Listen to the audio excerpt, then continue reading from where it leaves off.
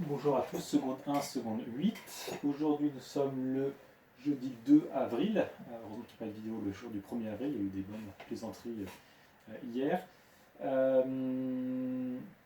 Aujourd'hui je vais corriger le petit exercice que j'ai rajouté sur les spectres, mais en fait c'est de la réfraction, chapitre 14 et 15. Et aujourd'hui je vais faire le cours en lien avec le chapitre 7, un nouveau chapitre que l'on va aborder aujourd'hui. Donc le cours sera fait aujourd'hui. Demain, les exercices d'application en vidéo. Et puis la semaine prochaine, on fera des exercices un peu plus durs, 2 par 2, comme pour les spectres. Voilà. Allez, donc on y va. Donc, je rappelle l'exercice 28, page 263 du Hatier. On étudiait les vers des jumelles des astronomes entre le NBK7 et le BAC4. Et moi, je vous avais posé la question en petit e, qu'est-ce qui se passe si on remplace le NBK7 par le BAC4 Donc j'ai eu 2 élèves parmi vous qui m'ont fait l'exercice, mais une fois avec du 400 nanomètres, une fois avec du 800 nanomètres. C'est pas grave, l'essentiel c'est de le faire. Moi, je vais faire avec le 800 nanomètres, ça change pas grand-chose.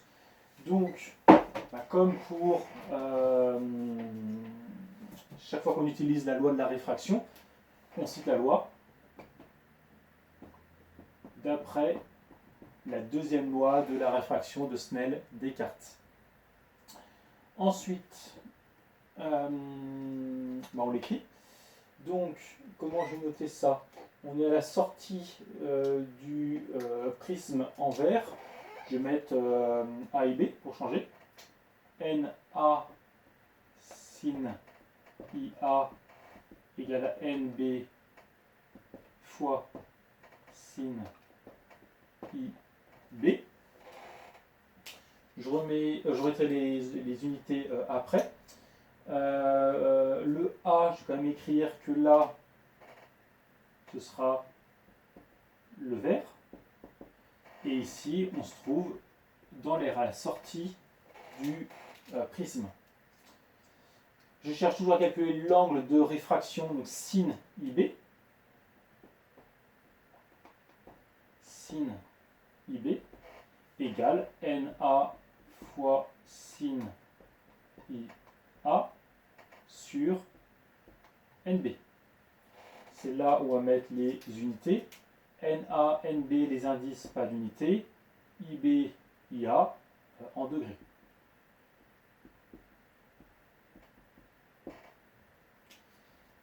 Application numérique. Sin IB égale NA, l'indice de réfraction du verre, pour le bac 4. Donc là, si on regarde le graphique, à 800 nanomètres, donc une radiation rouge, on est à 1,58, peut-être légèrement en dessous. J'avais eu 1,57,5 ou 1,57,8 pour celui au sec qui me l'avait fait.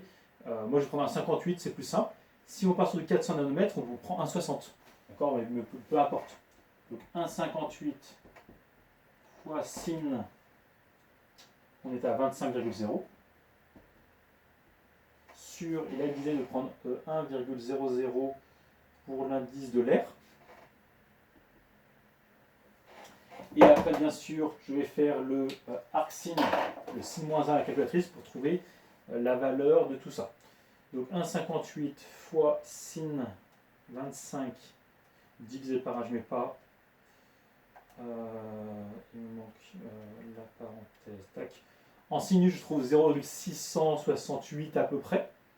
Et si je fais donc sin-1 de la réponse précédente,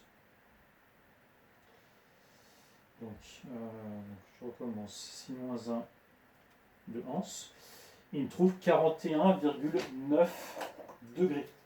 Donc je décris juste ici, 41,9 degrés. C'est logique, puisque quand on avait fait cet exercice, donc il y a 2 vidéos, on avait vu que en fait c'est la même chose. C'est-à-dire que si on augmentait NA, on avait vu que IB augmentait, puisque IB passe de 39,7 ici à 41,9 degrés.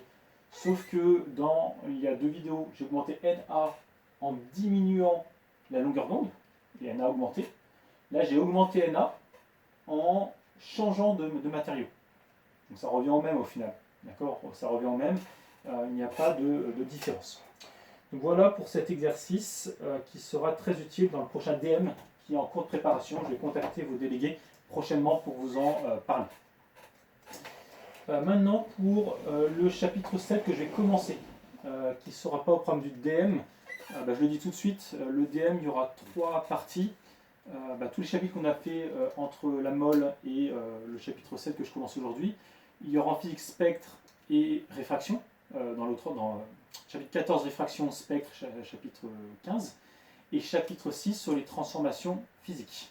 D'accord, mais ça je le redirai aux délégués et que le message soit bien transmis, et je le remettrai sur l'agenda en ligne bien entendu quand ce sera fixé.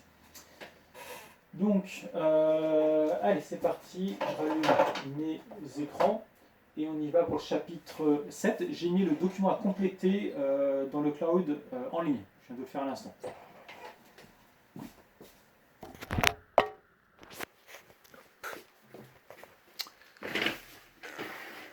Allez, donc c'est parti pour ce chapitre 7. On étudie, donc je vais zoomer un peu pour que vous voyez mieux. Voilà. Et je vais enlever la mise en page. Toc. On étudie la transformation chimique d'une espèce chimique à une autre. D'accord, d'une espèce à l'autre, d'une espèce chimique à l'autre, la transformation chimique.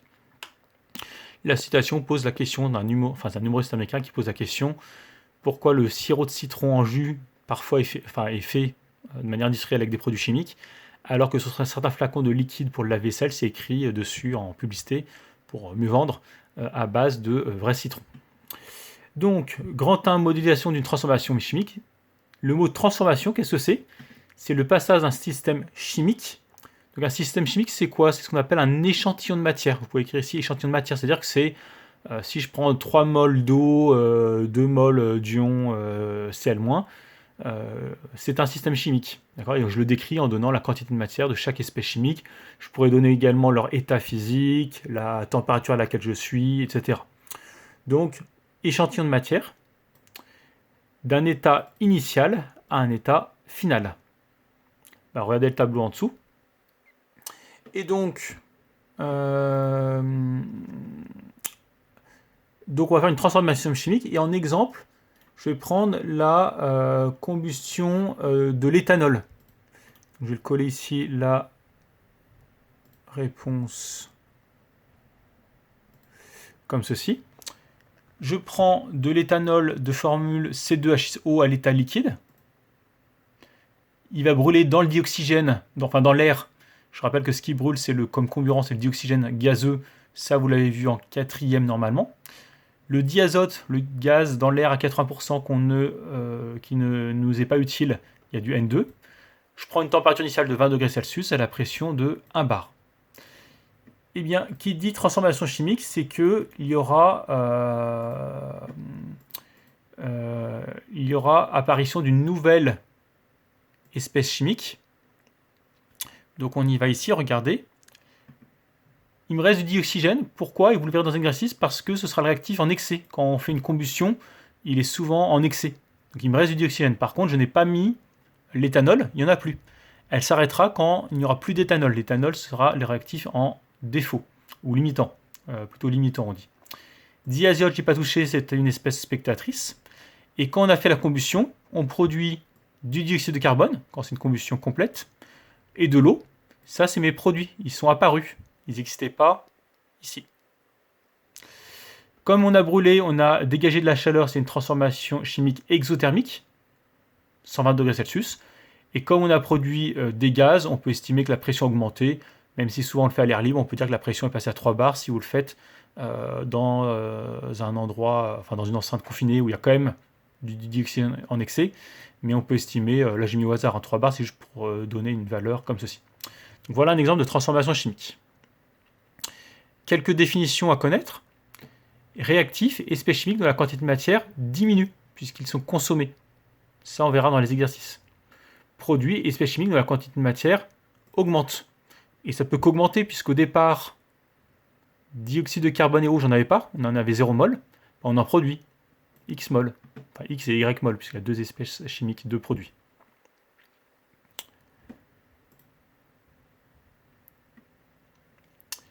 Je regarde juste quelque chose.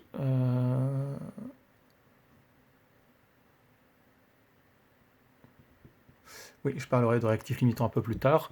Et là, il y a une page qui a sauté à cause de tout ça. Voilà. Donc, petit 3, effet thermique. Une transformation chimique peut s'accompagner d'une élévation ou d'une diminution de température. Elle peut absorber, donc si elle absorbe de l'énergie, ce sera endothermique, ou céder de l'énergie thermique, donc ça va chauffer, exothermique, au milieu extérieur. Donc d'abord endothermique, après exothermique. On en parlera aussi dans les exercices. Grand 2, la réaction chimique. Donc c'est pas comme le grand 1 qui était la transformation chimique, modélisation de transformation chimique. La réaction chimique, c'est vraiment le passage des réactifs aux produits et le résultat d'une réaction chimique. C'est quelque chose qui est plus précis. Et là, on parle que de l'équation de la réaction. On ne parle pas de la pression, de la température, on ne parle pas des espèces chimiques spectatrices. C'est plus précis. Bon, la différence entre transformation chimique et réaction chimique, c'est plus du détail, mais il faut quand même ne pas se tromper d'un point de vue vocabulaire. Écriture d'une réaction chimique, on écrit une réaction chimique à l'aide de son équation chimique, vous pouvez mettre. Et je vous mets un exemple. Ici. Voilà, exemple, eh bien, la transformation chimique de l'éthanol. C2H6O liquide plus O2 gazeux donne H2O plus CO2 gazeux. On ne met plus la température, on ne met plus la pression, on ne met plus le diazote, qui est une espèce chimique spectatrice. Mais je ne l'ai pas encore équilibré. Vous voyez le petit 3 qui arrive, on va en parler. Pour l'instant, c'est juste réactif 1 plus réactif 2 donne produit 1 plus produit 2. Donc les nombres stoichiométriques, donc ça vient du grec stoikéon et métréen pour mesure. Et c'est un mot inventé par un Allemand en 1792. Et ce sont des nombres placés devant la formule de chaque espèce chimique mise en jeu, ajustés pour traduire, premier point, la conservation des éléments chimiques. On va faire l'exemple tout de suite, ce sera plus simple. Si j'équilibre mon équation chimique, donc là il y aura des exercices que vous allez faire pour vous rappeler comment on fait. Donc la formule c'est C2H6O plus 3O2, là il manque un petit espace, donne 3H2O, il manque l'espace ici, plus 2CO2, espace entre le 2 et le CO2. Eh bien, les carbones, j'ai 2 carbones ici. Je vais zoomer un peu comme ça. Je retrouve dans 2 CO2, 2 carbones ici. J'ai 6 hydrogènes, j'en ai 3H2, 6 hydrogènes. Et les oxygènes, j'en ai 1 ici, plus 3 x 2, 6, ça en fait 7 oxygènes. 3 oxygènes ici, plus 2 x 2, 4 oxygènes. Ça, je le reprendrai bien quand on fera les exercices avec mon tableau. Donc à quoi ça sert ces nombres? Ça permet, première ligne, la conservation des éléments chimiques. On conserve les carbones, les hydrogènes, les oxygènes. Conservation des éléments chimiques. Et ça doit vous rappeler quelque chose. Rien ne se perd, rien ne se crée, tout se transforme. Donc conservation des éléments chimiques, entre parenthèses, la loi de Lavoisier. Et deuxième point, on le verra en exercice aussi, la conservation des charges électriques. Ça, on en a parlé quand on a parlé des solides ioniques, avec les plus et les moins qui se conservent, etc. Donc ça, on en reparlera aussi dans les exercices. Je vais quand même vérifier page 123, puisque c'est cette page-là que vous aurez à faire. S'il y a des exercices avec des ions, il y en a, donc tout va bien. Donc on en reparlera dès demain. Une astuce pour demain, parce que vous aurez l'exercice 12 et 13 à faire demain, et puis il y en a d'autres à équilibrer. Pour équilibrer, pour ajuster, vous ajustez tous les éléments, mais pas H et O. Donc s'il fallait ajuster celle-là, vous commencez par le carbone. Après, c'est H et O. Celui que vous devez faire en avant-dernier, vous regardez. Si vous trouvez du O2, vous faites le d'abord H, puis O en dernier. Là, il y avait du O2, donc on équilibre d'abord H, puis O. Mais si dans l'équation, il y avait du H2 ou du H+, vous complétez d'abord O, puis H. Donc c'est une petite méthode pour vous dire dans quel ordre compléter. D'accord ? Là, je vous montre quand c'est pas équilibré. J'ai 2 carbone, j'aurais mis un 2 devant CO2. Après, je fais les H, j'ai 6 hydrogènes, j'ai mis un 3 devant H2. Et après, je compte tous les oxygènes que j'ai à droite. J'en ai un ici, ben je mettrai le 3 ici devant O2 pour équilibrer, mais ça, il vaut mieux un tableau pour le faire. C'est dur de faire de vive voix. Dernier point, on parle de réactif limitant. Si le réactif entièrement consommé au cours de la réaction, il est responsable de l'arrêt de la réaction. C'est lui qui fait que la réaction chimique s'arrête. Il est responsable de l'arrêt de la réaction. Plus la masse du réactif limitant est élevée, plus la variation de température observée sera grande. C'est-à-dire que plus celui qui limite il y en a, plus il y aura une élévation ou une baisse de température. Exemple ici, le réactif limitant, c'est l'éthanol, puisque je l'ai enlevé ici du tableau, c'est l'éthanol. Et vous pouvez rajouter le réactif qui n'est pas limitant, l'autre, c'est le réactif en excès. Mais ça, on le verra dans les exercices. Donc voilà pour ce chapitre-là. J'espère que c'est assez clair, mais comme je le dis souvent, il y a d'abord le cours et les exercices ensuite à faire. Et donc je vous donne les exercices. C'est ceux qui sont dans le livre à la page 123. Et c'est tous ceux qui sont en bleu. Donc je vous les cite. Le 11, le 12, 13, 14, 16 et 17, donc il y en a un certain nombre, et un petit dernier pour le plaisir, le 18. D'accord ? Et après on fera des exercices un peu plus durs. Voilà, bon courage à tous, n'hésitez pas si vous avez des questions, et on se retrouve demain pour la correction de cette première série d'exercices. Bonne fin de journée.